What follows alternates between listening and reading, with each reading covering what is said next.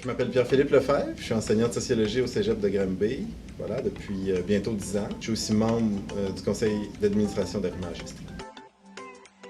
Michael Bergeron, journaliste et auteur.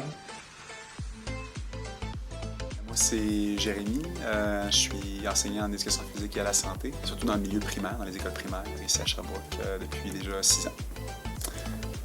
Oui, clairement, les hommes vivent des enjeux sur l'image corporelle. Je nous encourage, comme professeur d'éducation physique, en général, comme communauté, à vraiment revisiter comment on approche l'alimentation puis l'image corporelle. Est-ce que c'est un sujet tabou? Le fait d'être accepté pour ce qu'on est reste quand même plus difficile à nommer.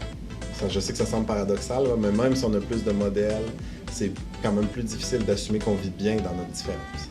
Oui, c'est tabou, mais je trouve qu'on n'est même pas encore au point que c'est tabou. La prise de conscience n'est même pas là. T'sais. Pour qu'un sujet soit tabou, il faut quand même qu'on ait conscience qu'il y a un enjeu. C'est à jouer un peu, puis tout ça dans l'attitude. Puis ça peut venir avec tes vêtements, tes accessoires, comment tu montes tes muscles, comment tu les montes pas, ou ainsi de suite, comment tu te comportes.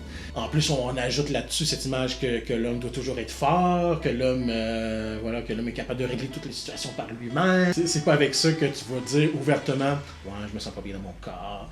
Puis qu'il faut le dire, il faut le dénoncer, puis il faut le casser, puis il faut proposer autre chose. Trouve les bons mots, regarde ce qui se vit. Tu sais, il y a des athlètes qui ont déjà vécu ce que tu as vécu, des gens très capables, des intellectuels, des gens dans différentes couches de la société, différentes sphères. On a un impact beaucoup plus fort, beaucoup plus puissant qu'on le pense. Les mots qu'on dit, les gestes qu'on pose qui peuvent accompagner un jeune toute sa vie, ben, je pense que c'est important qu'on en prenne conscience puis qu'on revisite certains préjugés qu'on a là, pour éviter de cause des blessures qui se guériront peut-être jamais.